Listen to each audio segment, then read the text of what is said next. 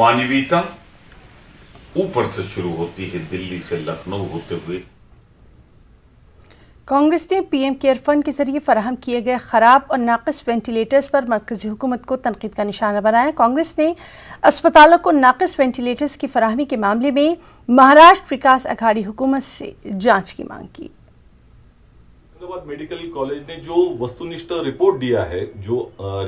सामने सत्यता लाई है, वो रिपोर्ट के तहत ये कहा गया है कि तीन बार इस कंपनी के टेक्नीशियंस आके उसको इंस्टॉल करने की कोशिश कर रहे थे, लेकिन वो कर नहीं पाए। 58 जो वेंटिलेटर्स हैं ये पूरी तरह से वो उसमें नाकामयाब हुए इंस्टॉल करने में, और इसके वजह से 37 जो पड़े हुए वेंटिलेटर्स हैं उनको खोलने के, उनके पैक खोलने की भी उनकी हिम्मत नहीं हुई। दूसरी ओर ये इंस्टॉलेशन 12 तारीख को हुआ था, 12 अप्रैल को। केंद्र सरकार कह रही है 19 अप्रैल को हुआ था, लेकिन तीन बार आने के बावजूद ये कंपनी ने इसमें पूरी तरह से नाकामयाबी हासिल की है और उसके बाद उन्होंने मुंह भी नहीं दिखाया है।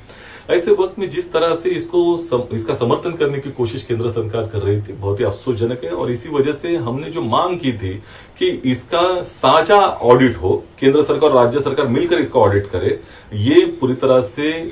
ठीक था और यही सही है, ताकि सत्य लोगों के सामने आए। जहां तक बात है कि जो प्रधानमंत्री जी की छवि को देश की जनता की जानो माल से भी ज्यादा अहमियत देते हैं, ऐसे देवेंद्र फडणवीस जी और चंद्रकांत पाटिल जी बार बार इसका समर्थन कर रहे हैं, तो हम उनको कहना चाहेंगे और ये चुनौती देना चाहेंगे कि ये जो वेंटिलेटर जो पड़े हुए हैं, जो खराब अवस्था में है, इनको चला के आप दिखा दीजिए, ताकि जनता के